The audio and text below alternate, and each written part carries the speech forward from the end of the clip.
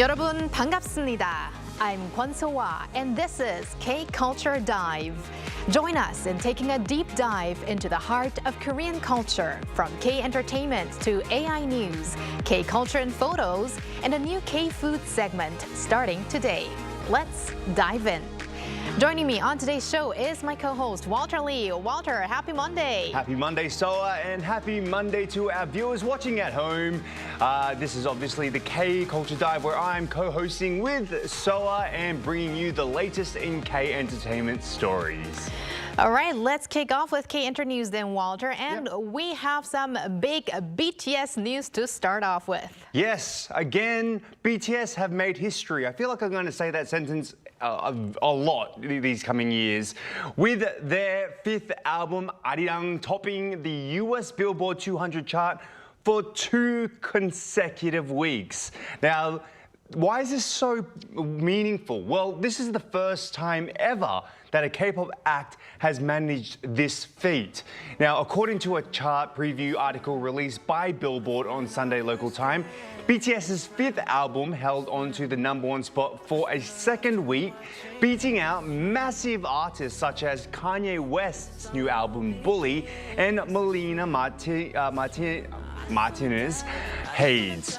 Now, this is the first time a K-pop album has held that #1 spot on the Billboard 200 for the 2 consecutive weeks, but previously, the original soundtrack album for the animated film K-pop Demon Hunters reached #1 on the chart. The difference is that did not make the back-to-back weeks. So yes. In other news on YouTube Music's weekly charts, Swim ranked #1 on both the global and US weekly top songs charts, recording approximately 83 million and 6.2 million streams respectively. It has also topped Australia's ARIA Top 50 Albums chart for 2 consecutive weeks. On Germany's official music charts, Arirang and Swim held high rankings on the album and singles charts, and in France, the album reached #2 on the Snip's top albums charts. Wow, talking about a global K-pop boy group there. And sticking with the subject of a boy group, let's talk about 17. At their recent concert, they had some great news to share with their fans. Exactly, they sure did so. So during their world tour _new encore concert in Incheon on Sunday, 17 announced that all 13 members have agreed to sign their second contract renewal. Now, as soon as leader S.Coups made the announcement, the venue was filled with cheers from fans. This concert marked the grand finale of their world tour, which began in Incheon last September and spanned 14 cities worldwide, including Los Angeles, Washington, D.C., Tokyo, Fukuoka, with a total of around 31 performances. Now, on Sunday, only 9 members of the 13 took the stage, as Jonghan, Wonwoo, Hoshi and Uji are currently fulfilling their military service. Meanwhile, 17 are set to hold a fan meeting called 17 in Carrotland this coming June. And it's really always a very crucial point in their career when they renew their contracts, and also one that fans await a lot. Yes. But Walter, let's now talk about K-movies. Now, among all the films ever released here in Korea, just I guess 3 have surpassed 16 million viewers. Yes. One of them is The Admiral, Roaring Currents, or Myeongnang in Korean, and the other one is Extreme Job, or 극한 직업. And That's the third correct. one is? Third one is, you probably guessed it by now, that would be The King's Warden, or 왕과 사는 남자. Now, according to the distributor Showbox, the film has surpassed 16 million cumulative viewers as of Sunday morning. Now, The King's Warden just needs 260,000 more viewers to overtake Extreme Job and claim that #2 spot on the all-time box office list. Now, can they do it? Time will only tell. Although weekday attendance has dipped slightly to around 30,000 to 50,000 viewers per day, numbers rebound over the weekends, maintaining that steady inflow of viewers. However, The King's Warden has recently lost the #1 spot on the box office to sci-fi blockbuster Project Hail Mary. All right, thank you very much, Walter, for those comprehensive updates, and stick around. Will do. And now, time to go over to our AI anchor Arirang for more on the culture front. Arirang. Thanks, Sua. Here's your AI guide to the latest cultural headlines from Korea. Let's begin with our top story. Large crowds flocked to Seoul's Yeouido over the weekend to enjoy the cherry blossoms in full bloom. Visitors indulged in the Yeouido Spring Flower Festival, which kicked off on Friday, offering diverse attractions beyond the blossom-lined streets, from parades and themed gardens to an air show by the Black Eagles. Adding to the festive atmosphere, President Lee Jae-myung and First Lady Kim Hye-kyung made a surprise visit, mingling with crowds celebrating spring. The first couple greeted people across all generations, pausing for selfies and warm exchanges. The Yeouido Spring Flower Festival runs through Tuesday. Culture Minister Cho Hui-young held talks with French Culture Minister Catherine Picard on Friday, exploring ways to expand bilateral cooperation in arts and culture. The meeting came during French President Emmanuel Macron's visit to Seoul, which created momentum to broaden Seoul-Paris collaboration across the cultural and creative sectors. The two ministers also agreed to work closely to ensure the success of commemorative events celebrating the 140th anniversary of diplomatic ties. A year-long lineup of cultural exchanges is planned, spanning exhibitions, film, and publishing, alongside musical performances featuring soprano Sumi Jo and other prominent artists. Advance reservations for the public viewing of Haman Nakwa Nori, often dubbed Korea's falling flower fireworks, sold out in under a minute amid overwhelming demand. According to Hamangun County, all 4,000 pre-booked spots for the main event on May 24th were filled in less than a minute after reservations opened last Wednesday. To ensure a safe and comfortable viewing environment, the county plans to cap total attendance at 5,800. Haman Nakwa Nori is a traditional Korean fireworks festival in which burning charcoal bundles are hung over a river, symbolizing purification and good fortune. That's all from me. Turning now to a quick look at more K-culture stories making headlines today.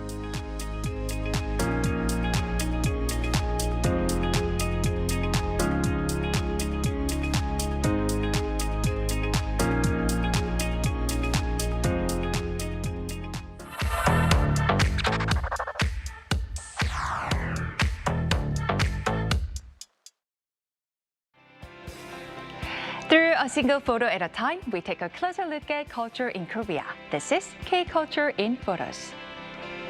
Let's read this word together. 운동회, a festive sports day where students or co-workers come together for games, races, and team competitions. We are at that time of year in Korea when schools and sometimes even workplaces hold these lively events, sometimes with families joining in. In this first photo, we see a daycare sports day. A child rides a wooden swing, laughing as parents run together, holding the ropes, and grandparents often come too, turning the day into a full family celebration. Dressed in bright green uniforms, the children beam with playful, innocent smiles. Next, at an elementary school, students in blue pass along a giant ball in perfect coordination, likely part of a classic blue versus white or red team match. Across the field, the kids run, jump, and cheer with all their energy, learning teamwork and sportsmanship along the way. And then, at a university sports festival, though they've grown up, the joy on the students' faces feel just the same. And after sports day, there's one thing you simply can't leave out, the lunchbox. Sometimes schools order group meals, but for many Koreans, the most memorable lunches are homemade, prepared with care and love. Take a look at these unique lunchboxes. In this first photo, sausages are shaped like little octopuses, and eggs and hams are arranged into bright flowers. In the next one, does that look like an apple? It's actually kimbap, carefully designed to resemble the fruit. And here, a simple Korean meal, fried rice, rolled omelette, kimchi is presented so neatly, it feels extra special. And some lunchboxes go even further, decorated like princesses or filled with adorable animals like rabbits and squirrels. Online, you will find endless ideas like these creative, thoughtful, and often impressive. And there's a Korean saying, 보기 좋은 떡이 맛도 좋다. Food that looks good tastes better. And these lunchboxes must taste just as amazing as they look. As the weather warms up, outdoor libraries begin to appear across Korea, transforming everyday spaces into places of rest and reading. On wide green lawns, books are beautifully displayed, and anyone can simply walk up and pick whatever they like. You can even enjoy a free performance nearby, a perfect way to relax and unwind. Take a look at the scene in front of City Hall. Colorful beanbags are scattered across the grass and people settle in, leaning back with a book in hand. Some sit or even lie down, reading with a view of Gwanghwamun, fully immersed in their own quiet moment. And it's not just for adults. Children can enjoy their own books or play in the play areas set up just for them, turning reading into a fun shared experience. By the Cheonggyecheon stream, reading by the water adds a touch of calm and romance, and at night, soft lights create a whole new atmosphere. In a busy city, these spaces offer something simple yet meaningful, a chance to slow down, breathe, and just enjoy a good book.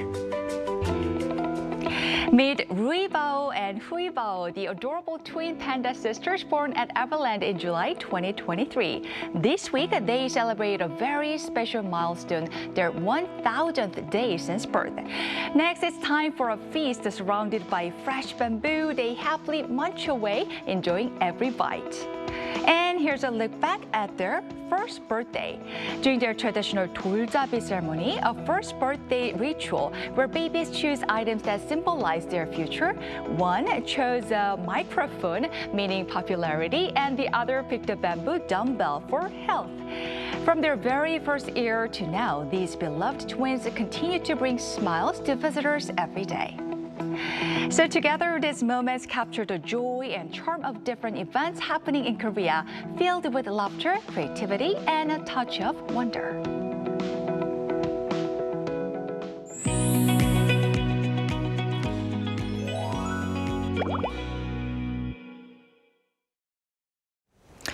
With cherry blossoms at their peak and spring now in full swing, many people feel an increase in their appetite.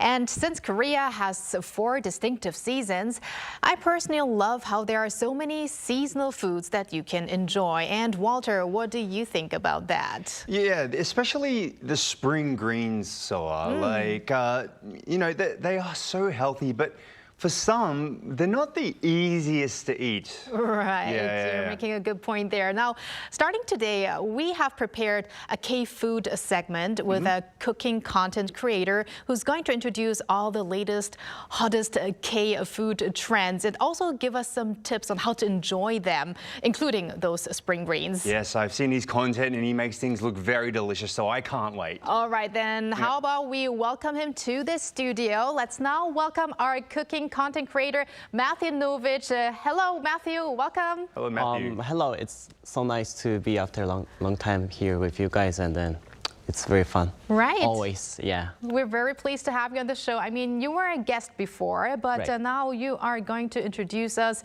all the latest K-food trends. And I see you're wearing a hanbok. Probably you're going to wear this every time you're coming in the studio. So please tell us about that. And yeah, introduce yourself a bit as well.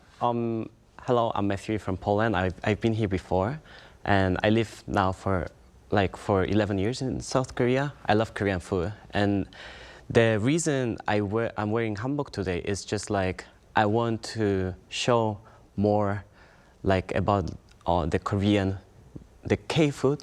Like I wanted to introduce more in details. So, yeah, I think you look very good in the hanbok, by the way. You've suited very well with those nice colors. Do you like it? Yes, I love it. Yes. Yes, and it really very fits well with our background as well, Matthew. So first off, what are some of the must-try spring greens in Korea right now? Because spring greens is our topic today, Matthew. Right. So spring in Korea is all about fresh, and it's kind of slightly bitter. And also, they have good aroma, fresh greens. You can just get easily in marts or just street market.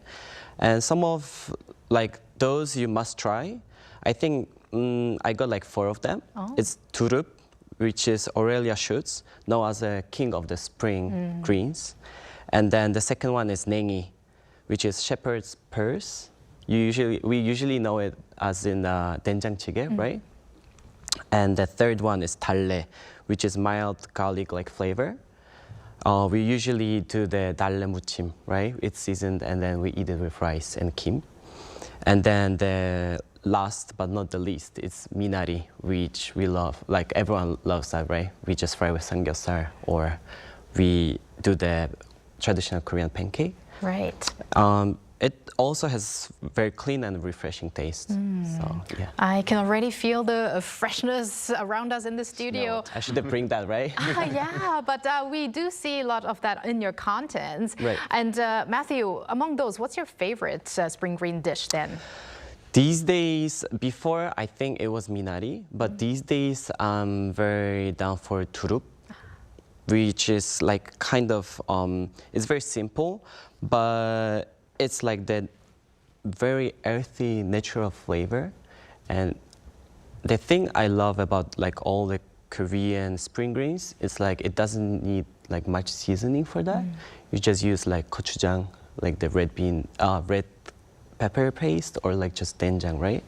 And then you just slightly put like some sesame oil, and you can feel the freshness, and it's like it very works like good for inflammation in your body and stuff. So Right. I'm getting hungry already. So you mentioned durup before, and it's known for its strong aroma and slightly bitter taste as well. But for someone trying it for the first time, people coming to Korea, what do you think is the best way to enjoy it without maybe feeling a little bit overwhelmed by that taste? So since durup is like kind of intense and kind of like has a bitter taste, like the way you prepare it, you should like try to blanch it in very hot water for like from 30 seconds to 2 minutes. You put salt in that. And then the down part, you keep it in the hot water first, and then you blanch it till it's done. And then after that, after 2 minutes, you should give the very like cold bath, kind of ice bath. So I think it's good. That is really important. I guess in Korean you would call that process 데치다, right?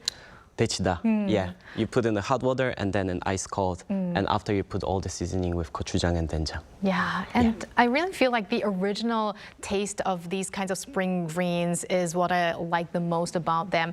And I mean, you've recently made a variety of dishes using spring greens. I checked them out on your contents and your videos. But if you had to pick one key factor that really determines the taste, what would that be?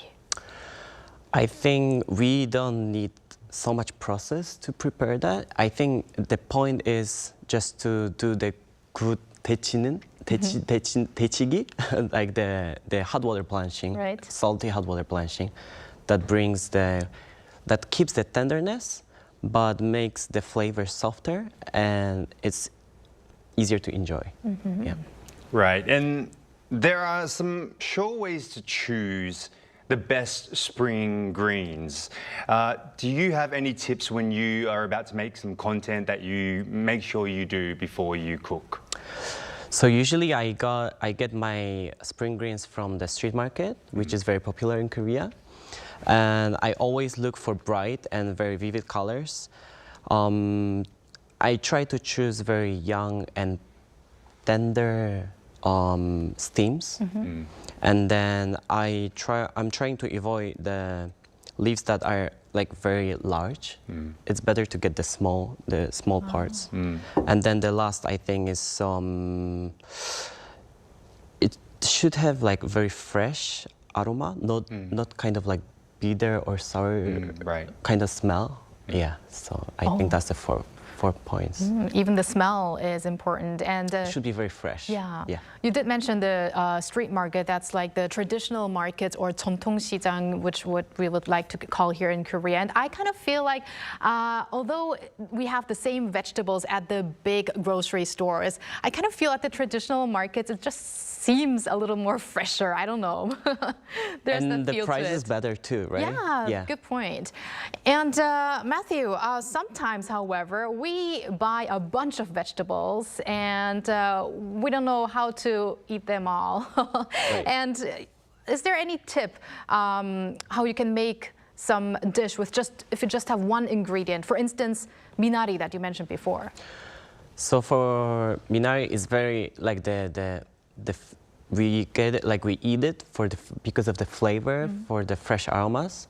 So I think it doesn't need too much seasoning. It's just very easy, like some gochugaru and maybe sesame oil and maybe a little bit of soy sauce, and that's all. Because we want to enjoy the original flavor of the ingredient, right? And not to put too much cover with other like hard seasoning on that. So usually minari you can enjoy like as a muchim, which is kind of Korean fresh salad, right? You put some garlic, sesame oil, and salt or either way soy sauce. The second one could be minari 전, which you put like the pancake flour and then you just put it on the hot oil and enjoy it with. You can enjoy it with makgeolli as a pairing. And then the third one, I think minari 생채, which you can use just the gochugaru and a little bit of vinegar. And yeah, you can just enjoy that. One of my favorites is the minari bochon. It's so good. Because it's like, if it's slightly seasoned, it brings the natural aroma and flavor from the like actual ingredient. So I think it's better. Right. And also what I like to eat with minari is what Matthew mentioned before is samgyeopsal, pork belly. Number one, That's right? one of the best pairings, I have to say. Right. And Walter wanted to continue, sure. Yes, so like spinach with doenjang, you've actually sort of mentioned some seasonings before. Right. You know, are there any special seasonings or traditional pastes, that you enjoy using or that pair well with spring greens? So for me, like since I love to cook Korean food, I think I cannot live without doenjang, gochujang, and 간장. Doenjang is fermented soybean paste. It's kind of it's like deep, very savory taste, and it's very good for soups or like for the muchim. How would you call muchim in English? It's kind of... As you mentioned before, it's a kind of salad, but you have the kind of dressing with the vegetable already put together without putting it afterwards on. So you mix it well, I guess, is how I would explain it. And then the second one I mentioned before is gochujang, which is like spicy but sweet. It's very good for dishes, like meat dishes, like for example, 제육볶음, the stir-fried pork. And then the third one is 간장, which you usually use for everything just to make the deep flavor for all the dishes. So. Right. And Matthew, before we let you go, for anyone trying this at home, what would be some easy recipe that you would recommend regarding Korean spring greens? I think because one of my favorite is nengi. I would recommend to try something like very Koreanish, very K-food style, which is nengi doenjangguk. It's actually very easy to make. If you have doenjang at home, you just put doenjang in the water, and then after you put nengi, and it makes it it's very fresh. It has its deep taste, but it's very fresh. It feels like spring. Feels like spring is starting in Korea, so I very like it. Right, and if anyone wants to check out how to make this in more detail, they can watch your videos, of course. Well, thank you very much, Matthew, for that. And we're looking forward to what kind of other K-foods you're going to bring to us next time. Thank you. Thank you, Matthew. Thank you so much. 감사합니다. 감사합니다. And 감사합니다, Walter, as always. So we're going to have you back here on a Wednesday. See you then. Thanks for watching and your interest in everything K-culture. Please tune in again tomorrow, 2 p.m. Korea time. Keep diving.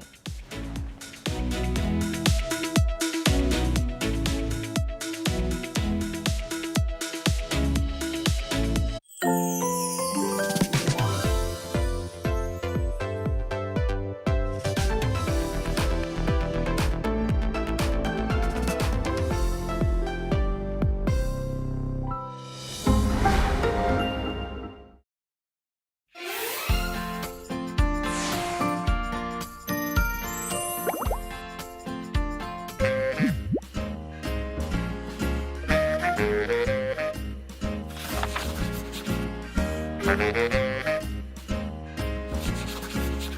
you.